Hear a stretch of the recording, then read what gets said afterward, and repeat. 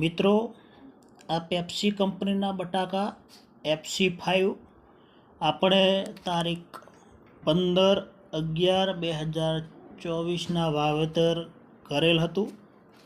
આજે એ તારીખ 25/2/2025ના હાર્વેસ્ટિંગ ચાલુ કર્યું છે અને બટાકા ખૂબ જ સરસ છે અને દરેક ખેડૂત મિત્રોને FC5 વેરાયટી વાવવા લાયક છે એવું મને લાગ્યું.